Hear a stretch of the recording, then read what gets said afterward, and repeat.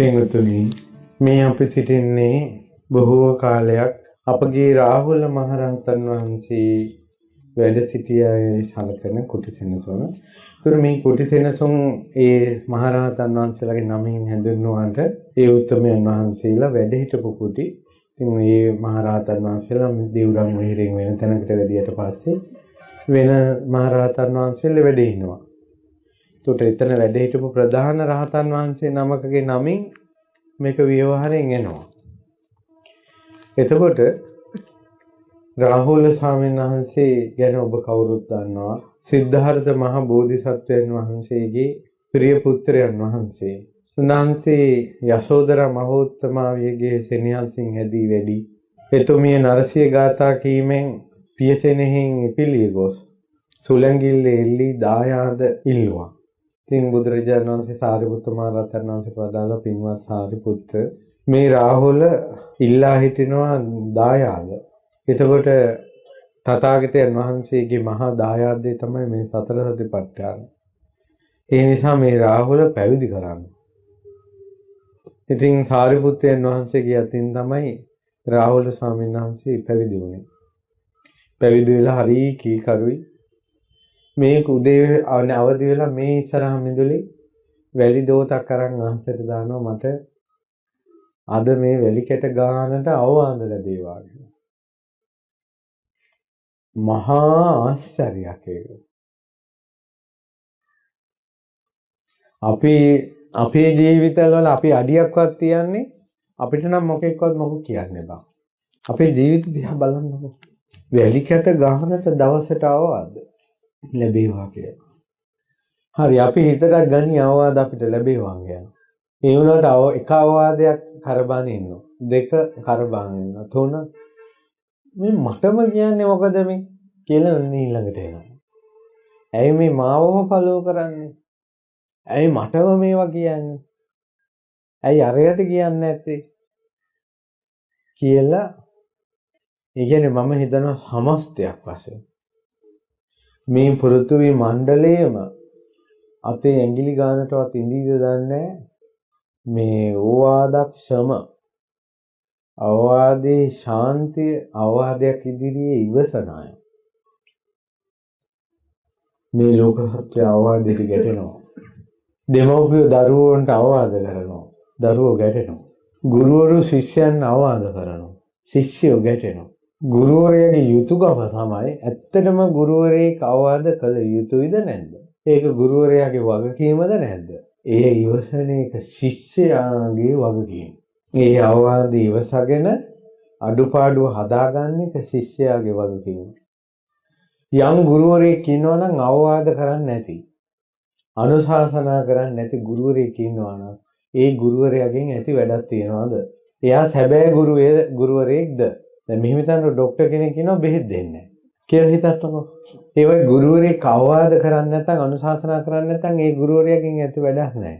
අන්න ඒ වගේම තමයි. ඒ ගුරුවරයාගේ වගකීමනේ. ගුරුවරයාගේ වගකීම සමානයි ශිෂ්‍යයාගේ ඉවසීම සහ අඩුපාඩු හදා ගැනීම. ඒතකොට ශිෂ්‍යයා ඉවසන්නේ නැත්නම් අඩුපාඩු හදාගන්නේ නැත්නම් එයා ශිෂ්‍යෙක් නෙවෙයි. අම්මලා තාත්තලාගේ වගකීම හරි වැරද්ද ළමයිට පෙන්වන්න දෙන්න. හරි වැරද්ද පෙන්වන්න දෙන්නේ නැතුව යන ලෝකෙක යන්න ළමයිට අරින එක දෙමව්පියන්ගේ වගකීම නෙවෙයි. ඒ දෙමව්පියෝ දෙන අවවාදේ ඉවසලා එයාලා අපිට ආදරයෙන් මේකට කියන්නේ අපිව හදාගන්නයි කියන එක තේරුම් ගන්න එක ළමයිගේ වගකීම. දෙමව්පියන් ළමයින්ට හරිමාවත පෙන්වීම සමානයි. දෙමව්පියන් අපිට අවවාද කරන්නේ ආදරෙන් අපි ඒක තේරුම් ගන්න ඕන කියන එක ළමයා වටහා ගැනීම. මම කියන එක තේරෙනවද? ඉතින් ඒව තේරෙන්නේ නැත්නම් මොකද කරන්නේ? ලෝකතර තථාගතයන් වහන්සේ බුදු ඇසින් දැක්කා මේ සත්වයාගේ ආයුෂ අඩු වෙගෙන යනකොට මිනිස්සු අවවාද ඉවසන්නේ. හොස්සලඟින් මැස්ස යන්න බෑ. දෙමව්පියන්ට විරුද්ධ වෙනවා, ගුරුවරුන්ට විරුද්ධ වෙනවා. කරන්න දෙයක් නැහැ. ඇවිස්සලා ඉන්නේ ළමයිගේ ඔළුව ඇවිස්සලා, ශිෂ්‍යයන්ගේ ඔළුව ඇවිස්සලා. දැන් අපිට දැන් සිද්ධ වෙනවා දෙමව්පියන්ට ඉවසන්න වෙලා. ගුරුවරුන්ට ඉවසන්න වෙලා. ඉතින් මේ ලෝකේ තමා රැක ගැනීම ශ්‍රේෂ්ඨයි. අත්ථ දීපාත්ථ සරණ. මේ වගේ මොනවරේ පහළ වෙන්නේ නැහැ. ආය පහළ වුණොත් මෛත්‍රී බුද්ධ ශාසනය තමයි. මේ රාහුල මොනිදුන් තරම්. ඉතින් රාහුලයන් වහන්සේගේ ඉවසීම ගැන අහලා සමහර තෙරුන් වහන්සේලා ඉදල් කොසු බිමට දානවා කියනවා. බලන්න මේ රාහුල කළා තියෙන දේවල්. අනේ ස්වාමීනි සමා වෙන්න කියලා අරවා ආයි පිළිවෙලකට තියලා උදේ කොස්ස ඉදල ඒවා තිබ්බ තැන ආයෙ තියලා මිදුල අතු ගාලා ඒ ටික කරනවා. Taman කළෙත් නෑ. නොකරපු වැරදි බාරගත්ත කෙනෙක් මේ තරම්. මේ රාහුල තෙරුන් වහන්සේ තරම්. දැන් අපි දිහා බලන්න. අපිට මේ මුනිවරු මේ අහසේ විශ්වයේ කෙළවරට ඉස වුණා.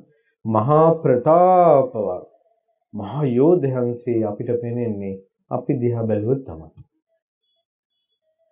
නැත්තම් අපිට රාහුල පොඩි හාමුදුරුවෝ කියනවා මේ චූටි හාමුදුරුවෝ. අපිට රාහුල පොඩි හාමුදුරුවෝ කියන වචනේත් අපිට ගැලපෙන්නේ නැහැ. උන්වහන්සේ ජීවිතුන් අතර හිටියා නම් අදට වයස කීයද? උන්වහන්සේ රාගය දුරු කරපු කෙනෙක්. ද්වේෂය දුරු කරපු කෙනෙක්. මෝහය දුරු කරපු කෙනෙක්. ශාන්ත වූ කෙනෙක්. බුදුරජාණන් වහන්සේගේ රූපේ ඡායාව වැටිච්ච කෙනෙක්. නිකිලේ සුත්තමේ. අවුරුදු 7න් පැවිදි වුණේ. රාගය කියන එක හිතෙන් හිතලා නැහැ. තරහ කියන එක හිතෙන් හිතලා නැහැ. ඊර්ෂ්‍යා ක්‍රෝධ වෛර හිතලා නැහැ. කොහොම තියෙන්නේ දෙහිම පවිත්‍ර හිත පවිත්‍ර ජීවිත දෙවියන් පවා හරියට ආස කළා. ඉතින් ඒ රාහුල තෙරුන් වහන්සේ පිරිනමම් පෑවි දෙවියන් අතර. ධාතුන් වහන්සේලාත් ඉතුරුනේ දෙවියන් අතර. ඉතින් මනුස්ස ලෝකෙට ලැබුණොත් දෙවියන්ගෙන් තමයි. ඉතින් හික්මීම අතින් අග්‍ර ශික්ෂාකාමීත්වයෙන් අග්‍ර ගිහි ජීවිතේ බෝධිසත්වයන්ගේ පුත්‍ර වූ පැවිද්දෙනුත් ශාක්‍ය පුත්‍ර වූ ඒ නිසා රාහුල භද්‍ර කියලා කියනවා. ඒ රාහුල භද්‍රයන් වහන්සේ වැඩ හිටපු කුටි සෙනසුනක් මේ. නිවන් දකින ජීවිතේ දක්වා අපේ මේ හිතවල තියෙන මොරණ්ඩුකම් දුරු වේවා. අවවාද ඉවසන්න බැරි ගති දුරු වේවා. කීකරු වේවා. ඉවසන්න ලැබේවා. දරා ගන්න ලැබේවා.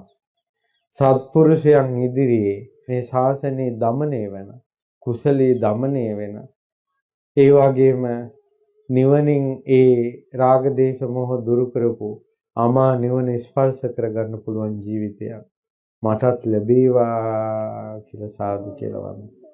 උතුම් රාහුල මුනිදුන්ට নমස්කාර වේවා.